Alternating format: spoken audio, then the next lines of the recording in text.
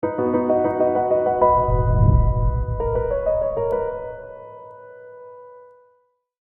of theology to tell you something about someone else. But I know that for the Orthodox Church, this threefold way that we're going to talk about has been the way. Self-love is the primordial problem. And if we can conquer self-love, then all the passions will just fall like dominoes. Right? So let me talk about the creation of the world next, because it will help explain this a little bit better.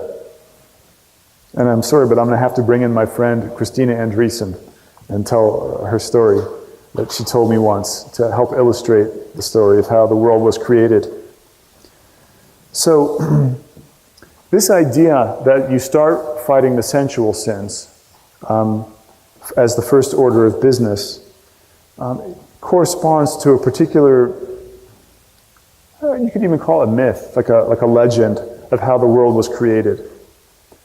I mean, maybe you just call it a verbal icon. It's fine. So according to this vision, and Maximus the Confessor has it, and so does Dionysius the Areopagite a couple centuries earlier, they say that God was so good and so loving that his goodness could not be contained within himself. And as a result, he spilled over outside himself. And when he did, he shone out. He shone out as a beauty that was so irresistible and mild, when it emphasized the mildness, that nothing, it's not a seductive beauty, that nothing could resist it. And so non-being, the deep, we have that in Genesis, the Spirit hovered over the face of the deep before the world was created. So non-being saw this beauty, and it fell in love.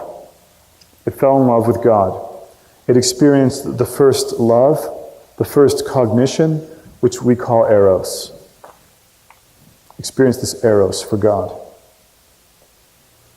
And once it experienced this eros for God, it decided it was going to leave itself behind, leave non-being behind and enter being, and hasten to its end, to its telos, to the thing it's created for, Christ, and move towards God. But as it got closer to Christ, it saw that the principle of his life, the principle of God's beauty, that within it was this spirit of self-emptying love. They call that kenosis in Greek, and it's the cross. And creation was still so in love with God that it didn't hesitate at all. It also reached out in empathy to everything around it that was also being created. So creation had, from the first moment of existence, a cruciform shape. It was moving towards God, it was moving towards the things, extending towards the things around it in love. So this first stage is beauty. It fell in love with beauty. And the second stage is goodness. It practiced this self-emptying. And then truth, the other third great Socratic transcendental, is not really a third thing. It's just what happens when you fulfill the two greatest commandments. When you love the Lord your God with all your heart, soul, mind, and strength, and when you love your neighbor as yourself. You can't separate those two commandments. When the creation moved towards God and yet was also joined, it fulfilled the two greatest commandments as was appropriate for it. And in this way it was created. And that's what the abbot was telling me.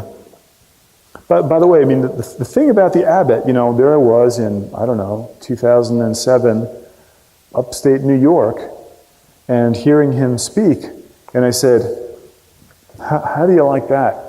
The thing which was most important to the monks of the 4th century, certainly of the 7th century when Maximus was alive, is still the most important thing for him today in the 21st century. That's pretty good. That's a good sign. So this notion of how we're going to be saved is we're going to trace the path that creation originally traced. we're going to fall in love with Christ. We're going to love the Lord our God with all our heart, soul, mind, and strength. That's eros, the mind, the strength, everything for God. And then that is naturally going to lead us to love our neighbor as ourself. Because the God whom we love, the God in whose image we're created is Christ. And the God in whose image we're created is not just Christ, but Christ crucified. And so we also acquire this cruciform shape, and that's what it means to be saved, is to set out on that cruciform path of beauty, goodness, and becoming true. Right? It's on the one hand, it seems complex. On the other hand, it's just so obvious. Right? It's so completely obvious. Remember Jerry Seinfeld? He was a comedian, and he told funny jokes, and he made a lot of money. You may never have heard of him. But he was asked to give a commencement address, and he said, I only have three lessons for you. He said, fall in love, work like heck, and learn everything you can. That's the threefold path. You fall in love, you make the corresponding sacrifices, self-sacrifices, that are necessary for that thing you fell in love with, and then you become true, and then you learn truth.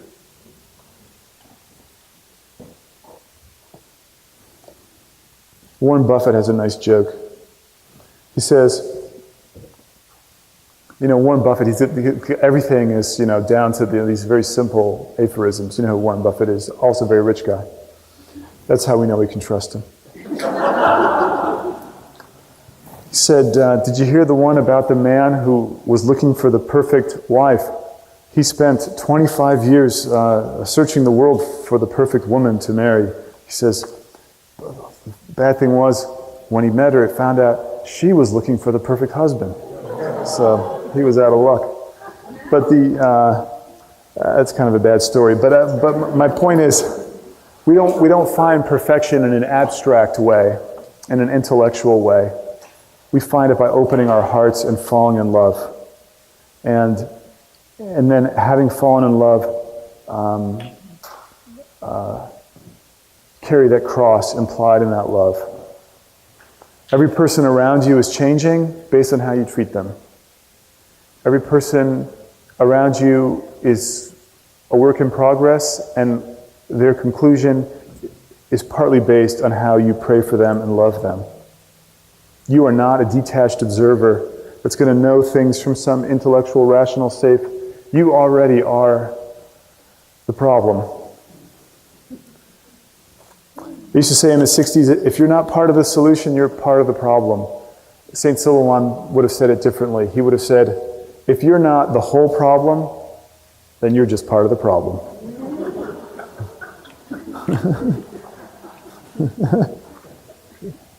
I think we should make a bumper sticker of that. Sell it here, and I think you can, expand your church if you need to with that. So it's about this cruciform shape of life, in other words.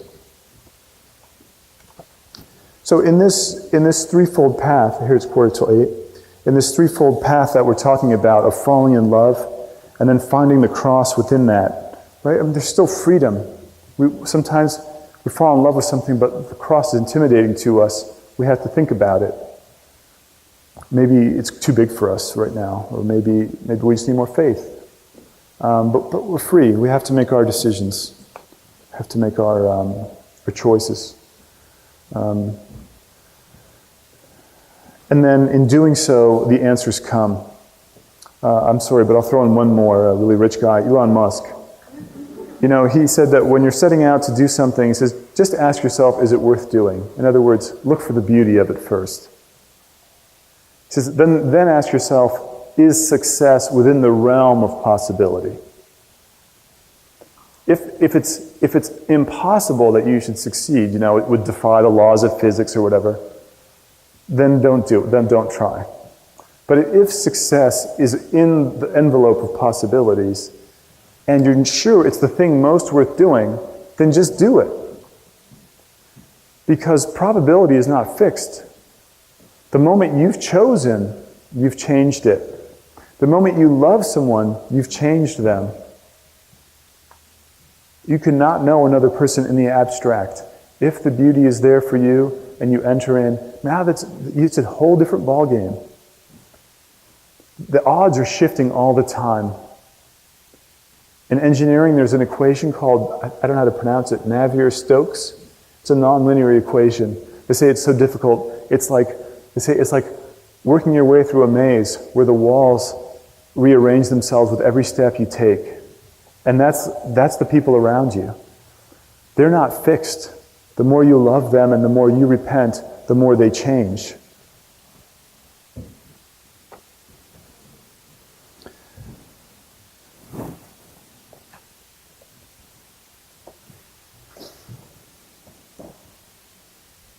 So let me summarize a little bit. For me, the beauty that kind of started my adult life was just the thought that there could be a person who was the holiest man or the holiest woman on earth. That just struck me as plausible. And the thought that I could meet that person and that they should be in a mystical place like Essex. And that was the thing. And I did carry that cross. I did pause my life and I did go there. And blessings came along the way. I got to venerate the skull of Saint Silouan and celebrate his first names day. But that led to other crosses. It changed my life. It meant certain paths were dropped and others were picked up. And I went in a different direction. I became a different person, and there was a lot of difficulties. But I became, who I was meant to become. I found sort of the love that I was meant to find at that time in my life. And I think it's a very simple and practical path. Right? If we can resolve not to listen to serpents and instead to love the Lord our God with all our heart, soul, mind, and strength, the next step will be unfolded for us. It's interesting how our Savior, they asked him the two greatest commandments, and he gives those two greatest commandments. But have we ever stopped to think about it? There's only one person in all the universe that you can, by loving him, you can fulfill both of those commandments, and that's Jesus Christ. So when he said those are the two greatest commandments, he was telling us that I am fully divine and fully human. He was telling us who he was. And then he said all the law and the prophets hang on those two commandments. He was telling us how he was going to die. He's just telling us very clearly. Right? In his own life, Christ was asked, show us a sign. Show us who you are. He said, I'll give you a sign. It's the sign of Jonah.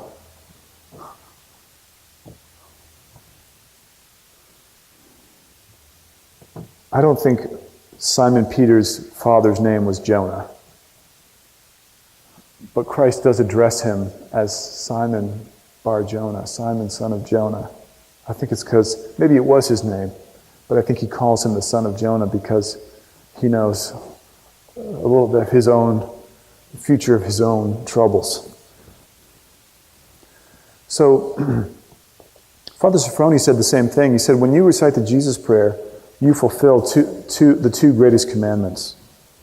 Because you love the Lord your God with all your heart, soul, mind, and strength.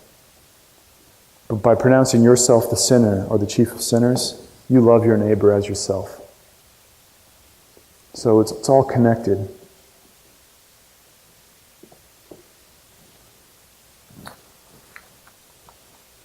Kimberly, how are we doing? Father Michael, are we doing okay? Should I stop now and take questions? Are we looking for some kind of a conclusion here?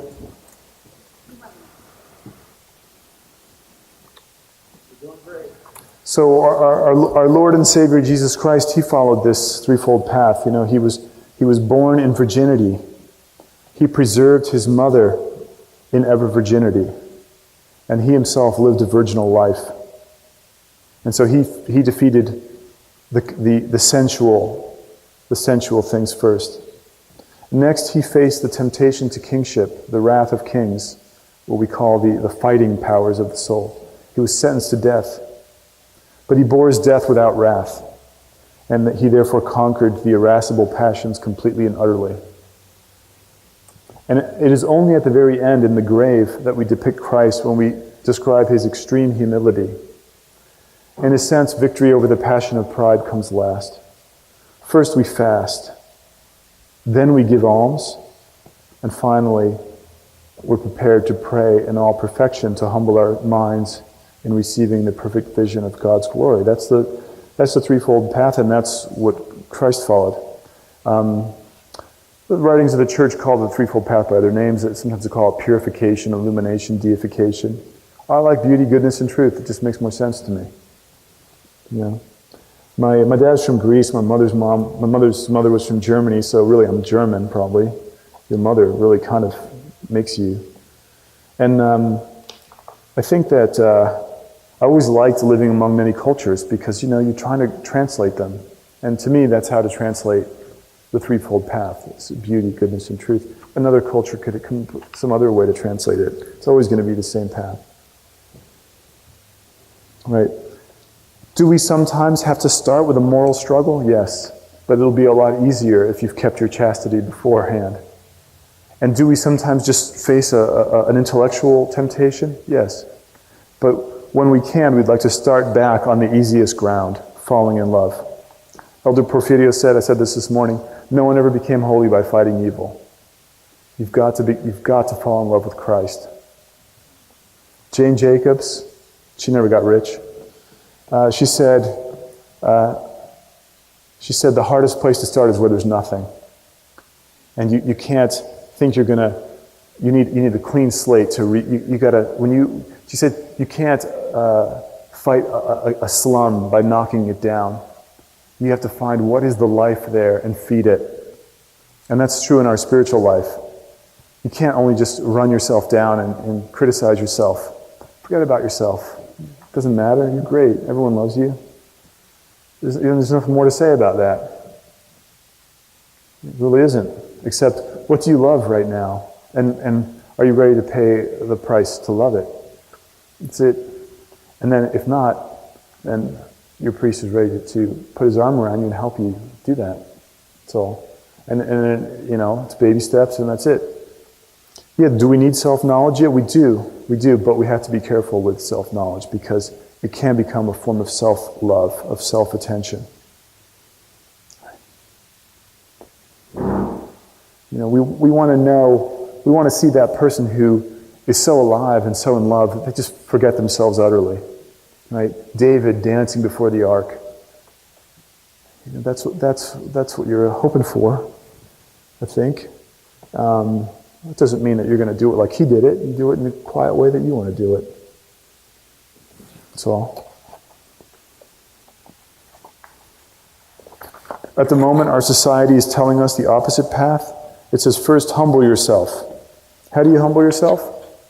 Renounce your claim to an intellectual hold on absolute truth. Don't think you know the truth. Okay, now I'm humble. Second, it says, be good. How to be good? Well, don't fight about anything. After all, you don't know anything anyway. Okay. What about the sensual sins, which the Orthodox Church says don't do those? Oh no, those are fine. That's what the world says. Go ahead. So I don't want to say more about that, but I think we have to be careful on those kind of things. Let's take questions because the sound of my voice is driving me crazy. So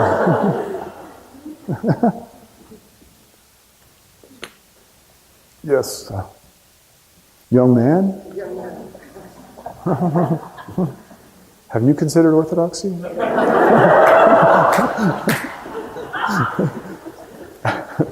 Still struggling. Yeah. Beauty. You say it like we know what that is. Give us some examples of beautiful, and then go through a little bit with what the sacrifice might look like in that, Yeah. and what the food might look like out of that. Yeah. one thing that happened, I mean, I was so worn out by that experience of meeting this unbelievable mystic. One of the things that happened, when I was 22 there, is that Father Sofroni didn't often do divine liturgies sort of for outsiders. And he's very old then. And I think he died in 91, maybe. And but he did one Sunday, and I was sort of placed. I saw him. I was like watching Moses at the consecration. It was like watching Moses on Mount Sinai. It was all too much, I have to say. And for whatever reason, it was just overwhelming. I came back. I was trying to recover. I developed this undiagnosed heart condition that passed once I got fat. It was because my blood volume increased. So there's a lot of things going on. And my response was just to grow my hair long. Like that was the only thing I could think of to console myself. So I wasn't bald then, and my hair was getting really long. And everyone around me was so upset, I didn't notice. I was just in my own turmoil.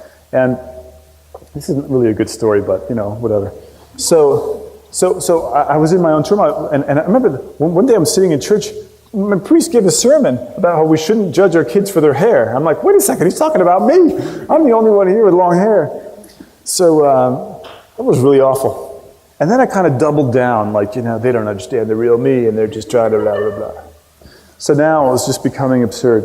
And my Nana, my German grandma, she said one time, she was visiting us, and she just said with such mildness and love, she said, "Here, Timmy, get yourself a haircut." And she put like $50 in my hand. A haircut was $8 in Kent. Anyway, she was just so mild and loving about it and kind. It was such pure beauty. I took that cross, got the haircut, and I kept the change. So and I think we need think of Pinocchio. Doesn't he get like swallowed by a whale or something? And doesn't Geppetto come down into the whale to get him? So I think that's beauty. Beauty is someone who loves us enough to kind of follow us into death and into whatever our thing is, with that mildness and compassion. And when we see that, we do discover a new strength in ourselves to change a little bit. Whereas moralistic, try harder, or analysis, you're just dealing with a complex of blah, blah, blah, blah.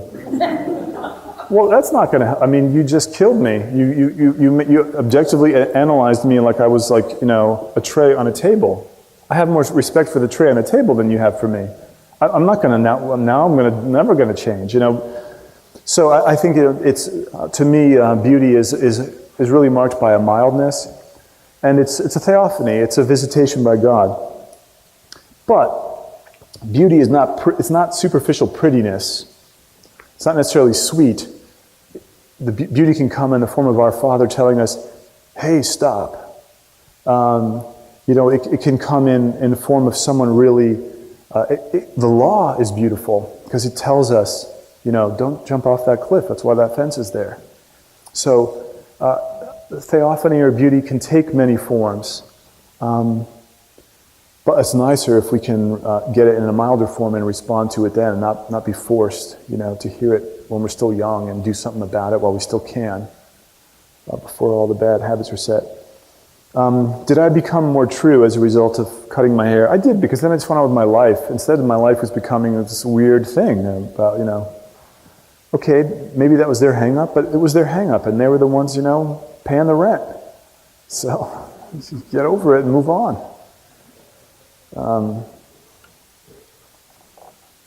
But I think for other people it's things, it could be what they major in college, it could be a best friend. I think for many of us in the church, it's a particular saint.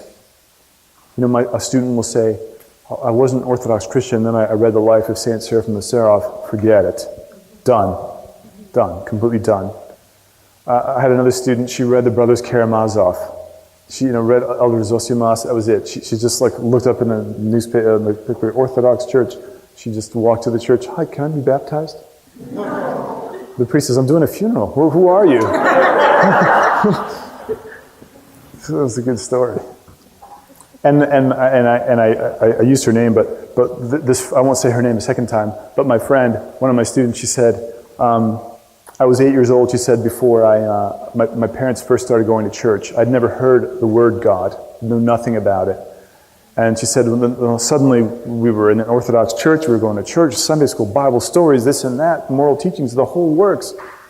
She said, I can almost not remember what my inner life was before that moment. She says, I was in a state of non-being, and then theophany, beauty arose and called me. And she said it so beautifully. She said, before that time, she says, my entire 8-year-old life was nothing but a passionate obsession with dance and fighting with other little girls. That was her entire life, her entire inner world. And then, but that's not a human life. I mean, it's kind of cool in a way, but it's not really a fully human life. And then she heard about God, and she left herself behind, and she became someone who she was meant to be. Is that a good answer, Father?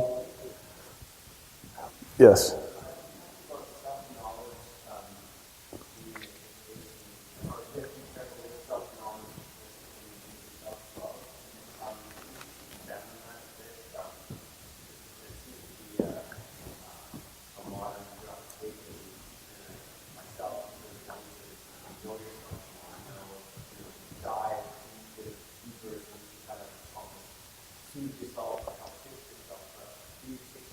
Yeah, don't do that.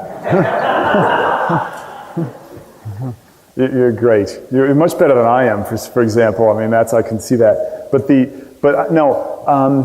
I think, I don't know. I don't have all the answers. I'm just thinking that,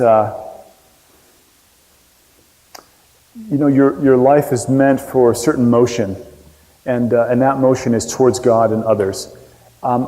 It's not that we don't want to repress the truth about ourselves. We certainly, how can I put it? Let me put it in this sort of very rough way. I feel like when we talk about psychology as a culture in the West, we want like an exhaustive map of me in particular. My story, my this, my that. If you look like the ladder of divine ascent by St. John of the Ladder, that form of self-knowledge is, here's the map of how all human beings act in completely crazy ways. And sooner or later, you're going to do all those things. Just, you will. Especially if you start to become a saint or accidentally get ordained. So all that will be you eventually. Now, so I think it's I don't want to exaggerate my point. We're falling in love with God, we're falling in love with our neighbor, we're in this path. Certainly, truths about the self will come up. But your true self is kind of in your future. And it's not in your past or at this point available to anyone to know, except God. And the story I told this morning was, at Oprah Winfrey's expense, was that in the book of Revelation it says that in heaven, every single one of you will be given a stone. I think it says a white stone. And on that stone is your name.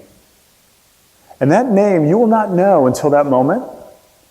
And that name will remain known only to God and you and to no one else. And then my joke was, Oprah Winfrey will die in heaven wanting to know what everyone else's name is. She'll just, she'll go crazy. So I think it can be a period of extensive self-analysis can be really helpful. And I don't, what I call the beauty first way isn't the beauty only way. It's just that our primary perspective usually has to be falling in love. Now, sometimes there's dry periods in our spiritual life too, dry periods where, love just doesn't seem to be flowing and it can be quite difficult. In other words, I don't know the answer. Yeah, but thank God there's other people that will still ask a question, despite the fact that I didn't know Hopefully. Yes, see? I feel like in my journey with depression and many others, I moved from self-hatred to self-love to maybe sometimes self-forgetfulness. And I feel like God was valid for me and helpful, but do you think maybe I'm more deluded than ever? I think I am, probably. No. I think, beauty is as beauty does in a way. And whatever path that kind of works, I don't think that we should feel it as a necessary prerequisite. If that's what it takes, then there it is. What taught you to love yourself again, do you think? And what did they do, you think?